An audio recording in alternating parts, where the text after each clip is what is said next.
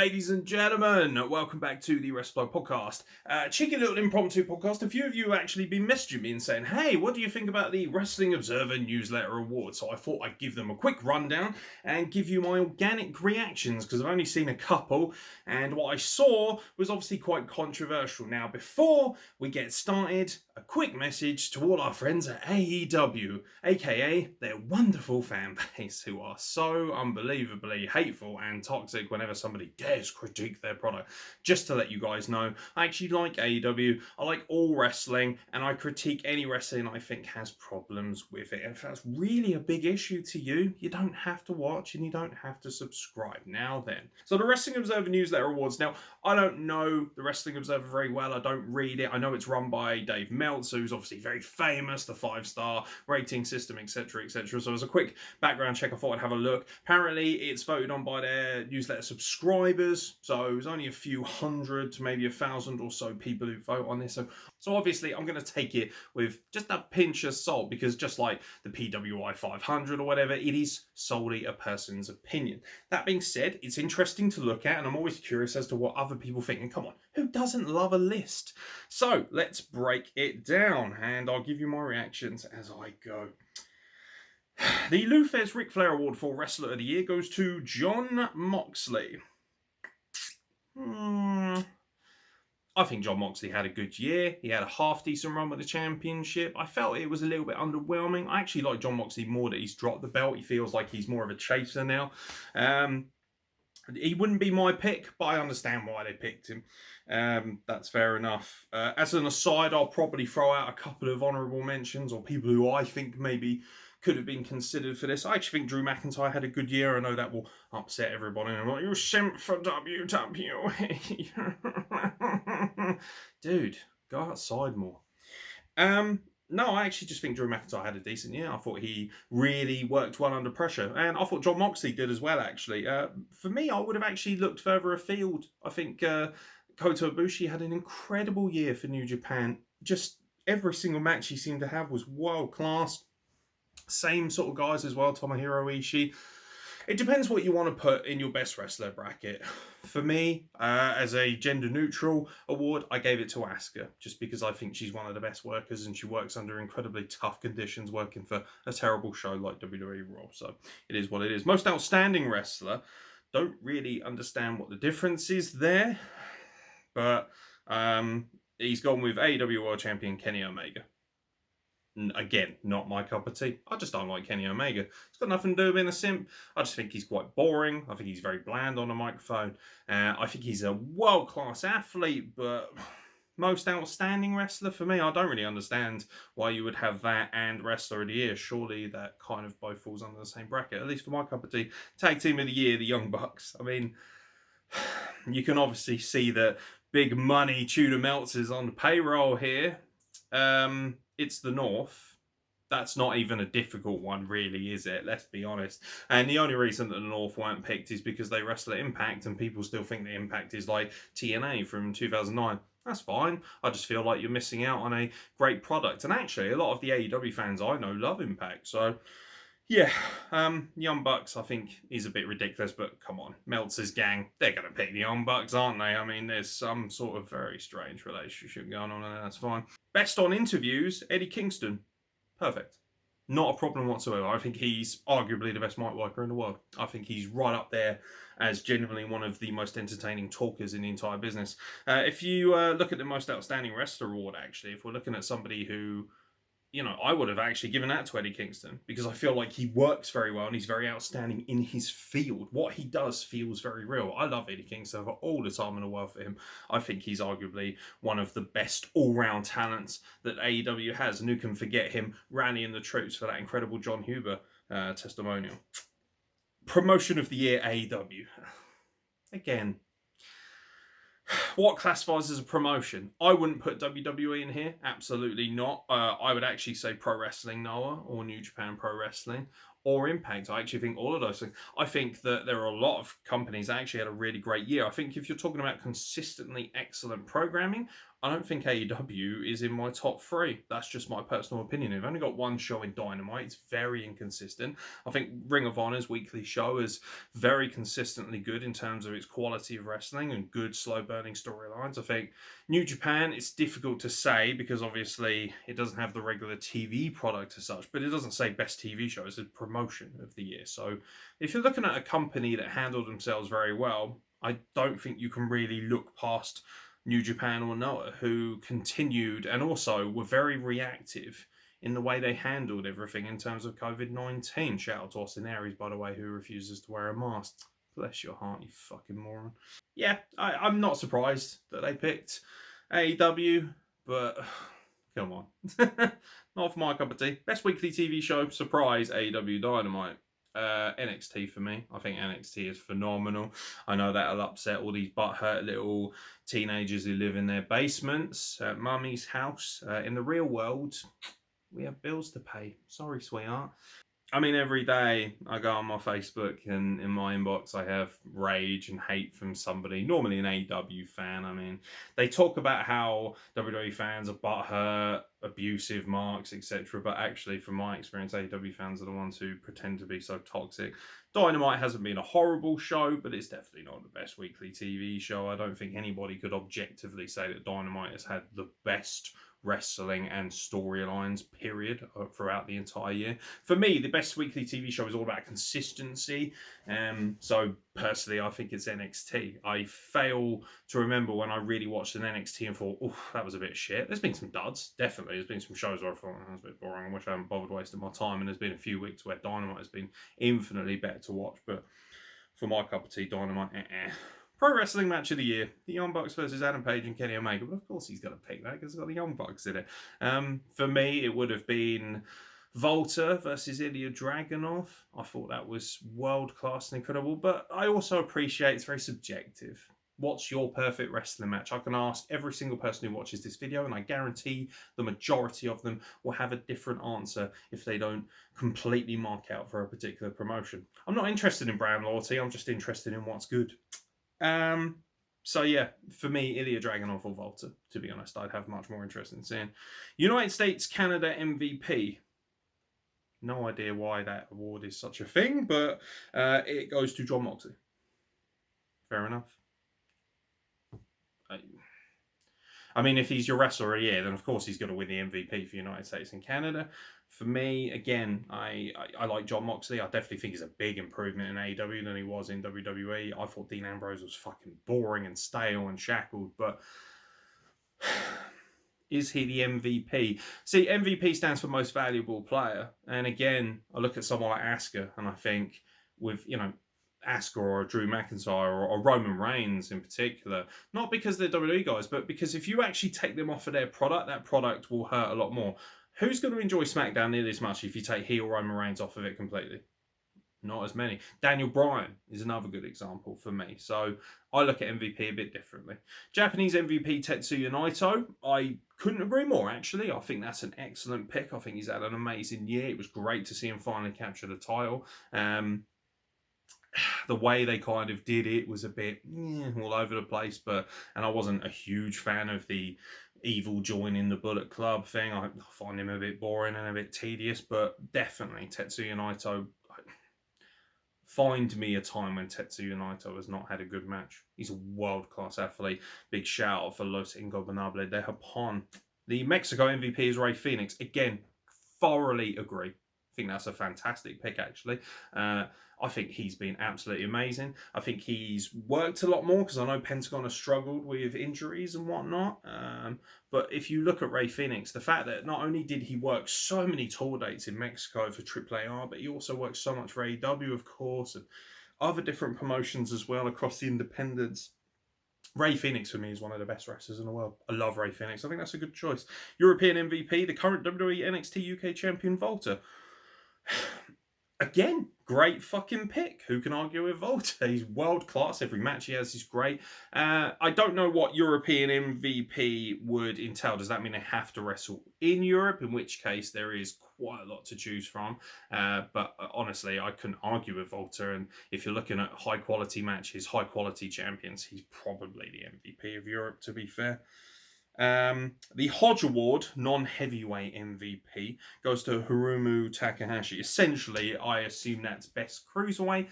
And again, great pick. Don't know why everyone's getting so butthurt. I think that's a great pick. Women's Wrestling MVP, Bayley. Again, excellent pick. Anyone who says it's Hikaru Shida is a joke. I will laugh in your face.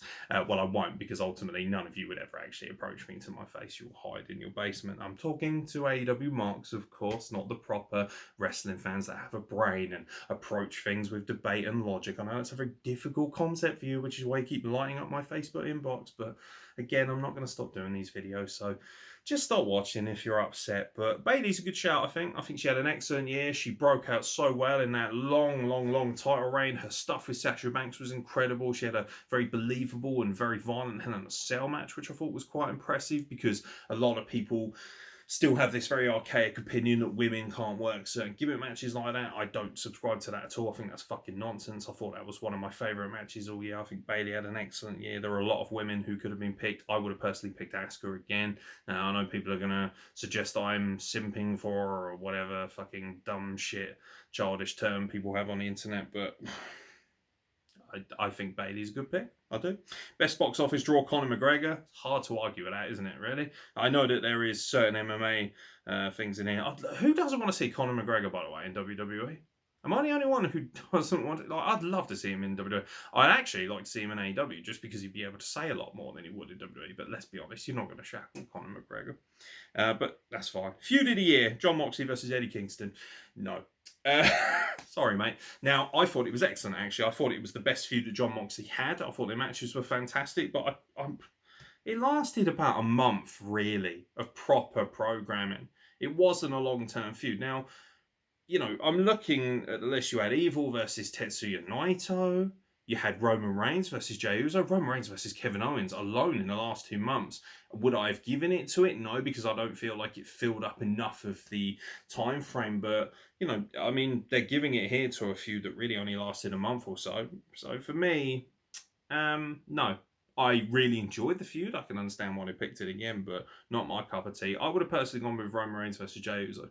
Not only were the matches incredibly violent and physical, the storytelling was excellent, the acting was actually really good, and WWE, let's be honest, some of their feuds could be fucking awful. And I thought that it really helped cement Roman Reigns as this new masterpiece main event heel that we're all enjoying. Everyone loves a bit of SmackDown right now. There aren't many people who watch SmackDown and hate it, other than obviously people who just objectively or subjectively don't really enjoy wrestling.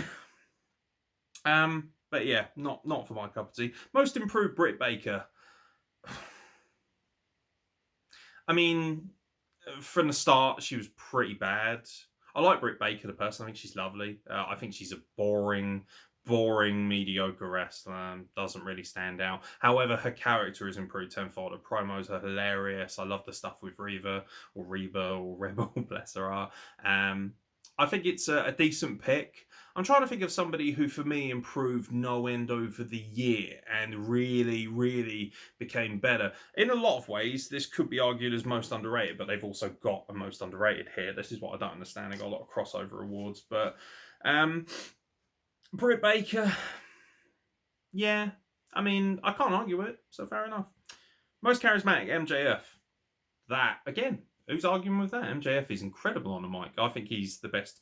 One thing I love about MJF is he's so consistent in his character. He never stops. Even his cameos are brilliant. They're like, what, $400? And he calls you a piece of shit and turns the camera off. I think that's great. I do. I think he's fantastic. Probably because he's legitimately a fucking arsehole. But it works well. So, yeah, no. Couldn't disagree more. The Bryan Danielson Award, that speaks volumes about how good Daniel Bryan is. It's a bit weird. Best technical wrestler, Zack Saber Jr. Again, can't argue that. I think he's actually quite phenomenal. Do you know what? For all the outrage, from what I've seen so far, it's a mixed bag, but I could get at least 50% of these I thoroughly agree with. I do. I think Zack Sabre Jr., if you ever got a chance to see him wrestle, I've been very lucky. I've been in the front row for a lot of his matches, obviously being on the British indie scene. He is fluid. It's quite funny, though, because it's the Bryan Danielson Award, and Bryan Danielson's still wrestling to a world-class level. I mean, if you're just talking out and out, just good technical wrestling matches, and he doesn't have to be a star, you could argue Cesaro could have won this. I would have given a particularly big shout out to Jonathan Gresham for this award in Ring of Honor. I think he's absolutely incredible, the Octopus. I think Chris Brooks can be a masterful technician as well. Guy works in DDT. The Bruiser Brody Memorial Award for Best Brawler goes to Jon Moxley. I mean, most of his matches were a little bit throwaway brawl. I actually would have given it to Brody Lee. Not as a sentimental choice. I actually think his matches were very physical, very honest, very, very believable. I think Eddie Kingston would have come in ahead of Jon Moxley as well. It's weird with Jon Moxley because he's quite a good in-ring worker, but he seems to be obsessed with this idea of just having out-and-out fights, which is good in a way. I like that because it makes you feel like a more believable and legitimate badass. But at the same time, I think if you just do it every week and you don't do anything else, it can get a bit tedious. With Eddie Kingston, for instance, his mic work is so phenomenal and he can actually work so well in many different styles, and I just think he's overall a better brawler. Ricky Shane Page would have got a shout out as well. Best brawler is a really fancy term for guy who's good at hardcore matches, isn't it? Let's be honest. Best flying wrestler. Again, very similar to the best wrestler who's underweight, so to speak, or the best cruiserweight wrestler, non-heavyweight wrestler. Ray Phoenix wins it again. That is indisputable as far as I'm concerned. He is such an incredible athlete. I love Ray Phoenix. Who else could you put in there other than Ray Phoenix as the best high flyer? I'm struggling to think of anyone who could get close to him. There are some great high flyers, so many. There's Blake Christian, there's TJP. But at the same time, Rohit Raju can do that stuff, guys from Impact, guys from Ring of Honor. But nobody can do it the way Ray Phoenix can. So I think that's a fair shout. Most overrated Bray Wyatt. I mean, that's clearly an anti-WWE thing. And I understand that. But no. You think about how many wrestlers are pushed, right? Who don't. So for me, this is a very difficult one because to be overrated for me, you have to kind of be in a prominent position because otherwise you could say anyone's overrated. But, for instance, you could say, I think Shinsuke Nakamura is slightly overrated in WWE. I think he was world-class in NJPW, and a lot of that's down to WWE just mismanaging him, not using him properly, and that's fine. But, at the same time, is he constantly in the world title picture or being pushed down my throat? No. Is Bray Wyatt? Sort of, but not. To be fair, the majority of the stuff he does gets the internet talking, whether you like it or not. And AEW fans, by the way, who are predominantly probably going to watch this just so they've got an opportunity to hate someone. And I get it, you hate me, it's fine. For me, you can't really come for Bray Wyatt if you've got someone like Orange Cassidy in your company. I'm not saying Orange Cassidy's shit, and he doesn't deserve to be in that company. I think they use Orange Cassidy well, but he would have got my pick for most overrated wrestler, and I'll tell you why. Because he was put into a way too prominent a position. Way too prominent a position. I'd also would have considered the Young Bucks, because I actually think a lot of their matches are very similar and very boring. I find all the elite guys very boring. Kenny Omega's an amazing athlete. I think he's amazingly overrated as an actual talent. I think he's fucking dull on the microphone. Yeah, I don't agree with Bray Wyatt, actually. I think he's arguably one of the hottest properties and one of the few things, let's be honest, that WWE has done very well with, actually, over the last year is Bray Wyatt and his creativity. And also, he hasn't been flooding the TV screen a lot. It's not like he's out there for an hour or so every single week, actually. So, yeah. Most underrated Ricochet? Is he? Cesaro. A lot of people will say Nakamura, I'm sure. Drew Gulak. We're talking about people, and now before people take the piss and laugh, what you got to remember is to be underrated, you have to be underutilized. You have to be somebody who is thought of well, but never seems to find himself in a prominent position. And I think Cesaro and Drew Gulak in particular fit that mold. Much more so than Ricochet, who has proven to be a great flipper, but there are guys who do his stuff just as well, if not better, aka Will Ospreay and Ray Phoenix. And I ultimately think that he's very, very fucking boring. Very vanilla, Ricochet. I don't agree with that at all. Whatever. But obviously, you can tell that the Wrestling Observer newsletter people, they obviously have a type of wrestler that they like, and that's one that does a lot of flips, and that's fine to a certain extent. But I like to see variety. Rookie of the Year, Pat McAfee. That's a great shout. It's a really good shout. I really like that, actually. I think Rey Mysterio's son, Dominic, actually deserves a shout for this as well, because I think he's had to live up to an incredible amount. But yeah, I think Pat McAfee is excellent, actually. And he came completely out of nowhere. You thought, why is this NFL guy on TV? And he was actually excellent, and still now cutting some of the best promos you could ask for. Best non-wrestler, Taz. What does that entail? Are we suggesting, because I know that managers win this predominantly. Are we saying that Taz is the best non-wrestling personality? Because that's wrong. Oh, sorry, it is. Now, do I think Taz is good? Absolutely. I enjoy Taz. I think if it wasn't for him, his Team Taz gimmick would be falling apart. I actually think he holds that together so well, and he's an excellent commentator alongside Excalibur. But how can you look past Paul Heyman? I suppose the argument would be that Paul Heyman hasn't been on TV nearly as much, particularly as obviously he took quite a bit of time off. I know when Brock Lesnar left and stuff like that. So from that perspective, I understand. I don't hate the pick. I think Taz is definitely up there, but I think about, Zelina Vega should have got a shout for me. I think she's been absolutely fantastic. Weird shout out. I know people are going to laugh at me for this, but I actually think Reba, Rebel, alongside Britt Baker, considering she never wrestles and she's just there, Reba, I actually think she's done a really fucking good job. I quite like her. I don't agree with it, but I don't hate the pick either. Best TV announcer, Excalibur. Now, I have championed Excalibur more so than most people, actually. I think Excalibur is great on play-by-play. Is he better than Mauro Ranallo? Absolutely not. Although, obviously, the argument will be, well, Mauro Ranallo left quite early in the year, I believe, so I understand why he isn't up for this, but... Excalibur's definitely better than JR and Tony Schiavone, so he's definitely the best in terms of play-by-play, but... They've just put best TV announcer, and for me, it's very broad because nowadays you don't just have guys who commentate. You have a commentator, but you have a color commentator. You have a play-by-play. You might have a guy who's there to help build storylines alone. I actually think Chris Jericho was fantastic on commentary for AEW. I loved his stuff with Excalibur, actually. I find Excalibur to be a little bit too much of a mark and a smark in equal measure, He's so desperate to get over that he knows so much, very much like a lot of their fan base, let's be honest. They like to think that they're cut above everybody else, that they're somehow superior to everybody else because they watch a product that, doesn't do anything wrong. Tony never does anything wrong. Bless you. It's so sweet to be that naive. Worst TV announcer, Michael Cole. Thoroughly agree. I hate Michael Cole. I think he's absolutely fucking awful. I can't stand Michael Cole, so I've got no problem with that whatsoever. Who else is really bad on commentary? Tony Schiavone.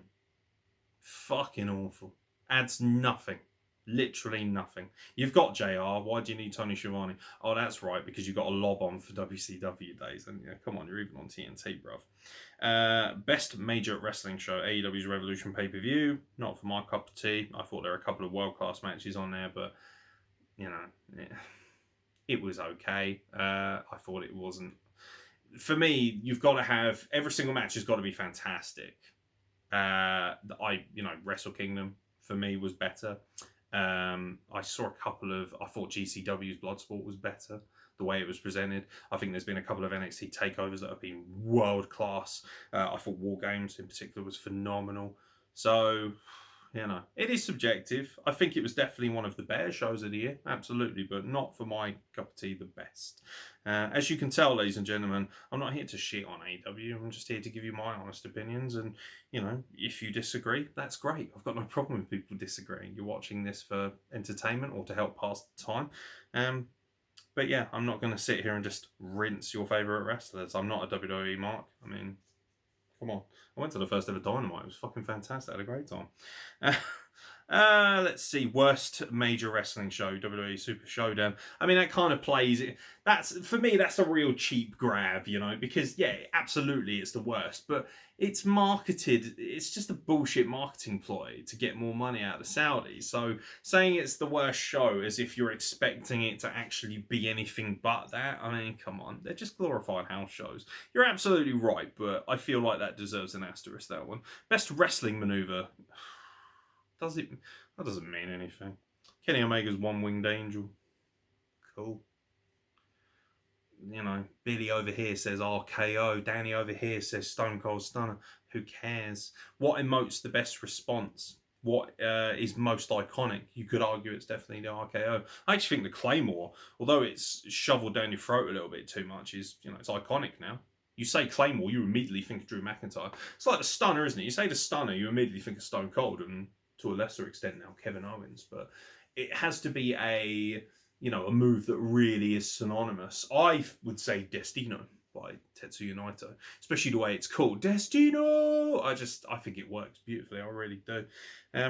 You know, it's one of those things where I think, who really cares? Most disgusting promotional tactic. Now, I think the top 10, I think at least 9, or if not all 10, were WWE related, which shows that, you know, this is where wording is done.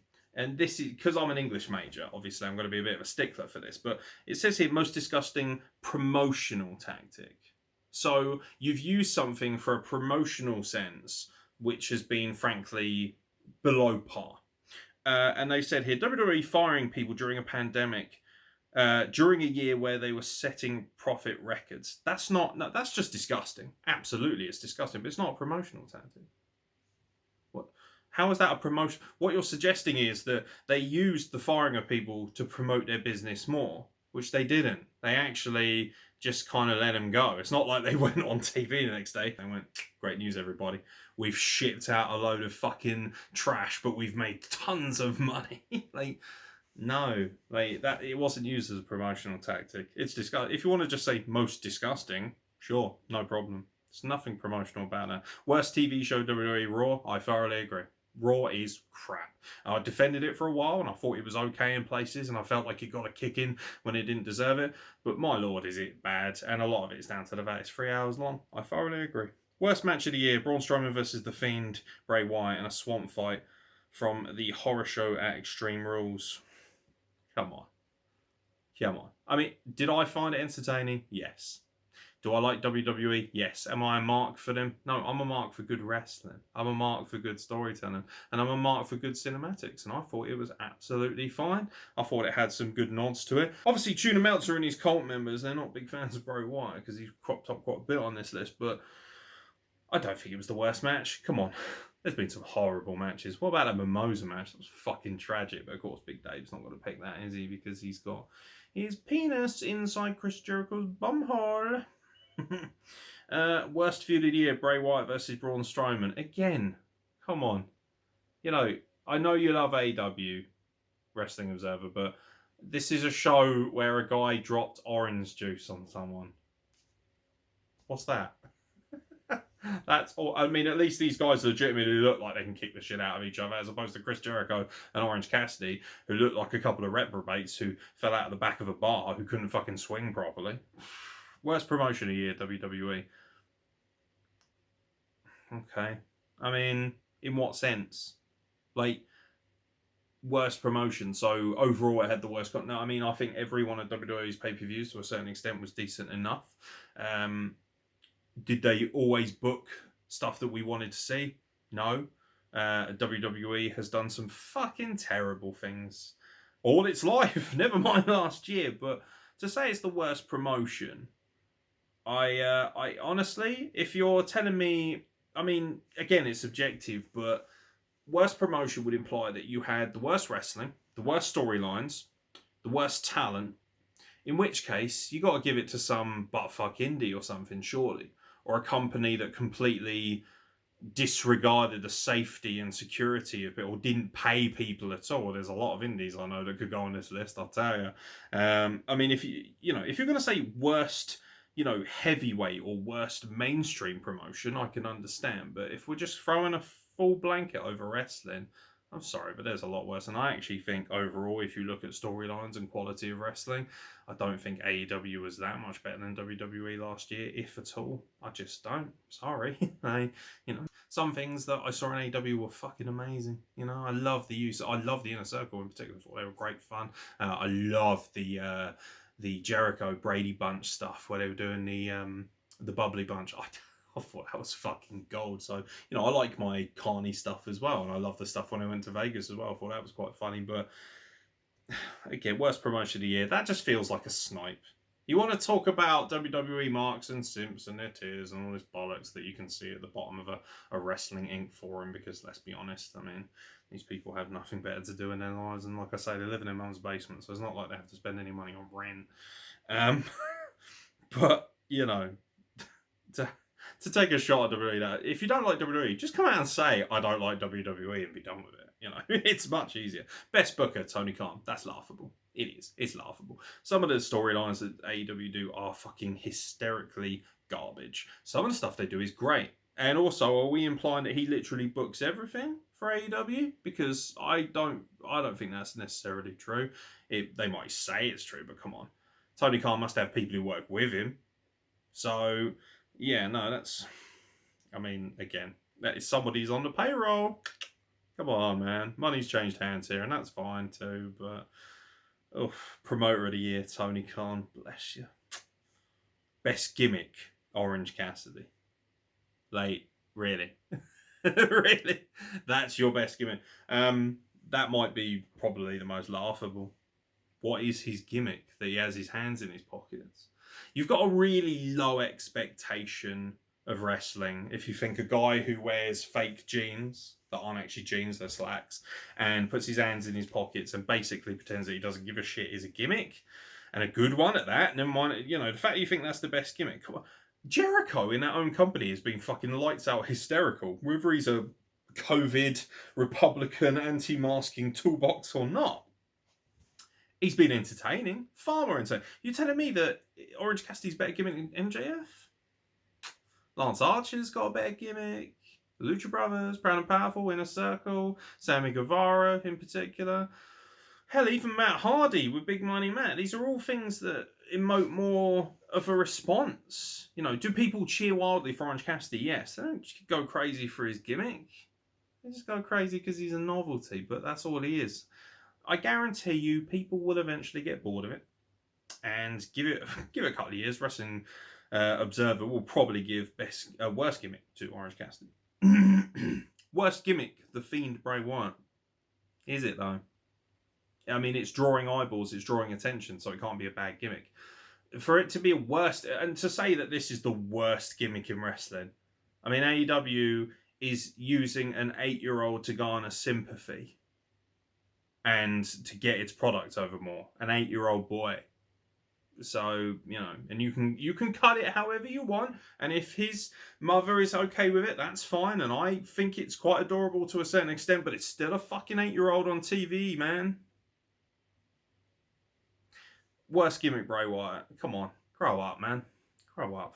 Best pro wrestling book. I mean, there's loads of things that have been, thrown out there. The Young Bucks killing the business. Haven't read it, so it would be ignorant of me to make a comment, to be honest. It might be good. I don't know. It's not something I'm going to buy because I'm not a fan of the Young Bucks. I do know that a lot of books came out. The one book that I have read that I really enjoyed was Ken Shamrock's book. I think that's excellent, but nobody's going to pick that because the author or the ghostwriter is a piece of shit. So it is what it is. And finally, the best pro wrestling documentary. I mean, who cares? There's only been one proper documentary that hasn't been run by its own company, and that's Dark Side of the Ring. So you knew they were going to win. They've gone with the Owen Hart episode. I would have personally picked the Chris Benoit one. I feel like they picked the Owen Hart one because they want to hammer home the fact that, WWE's horrible and they kill employees, etc., etc.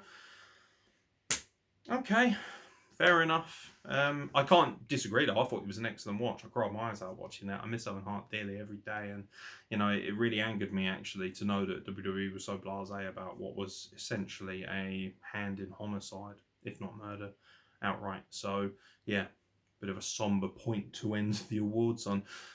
got to be honest, I think a good half of that is fairly spot on. Don't hate it whatsoever.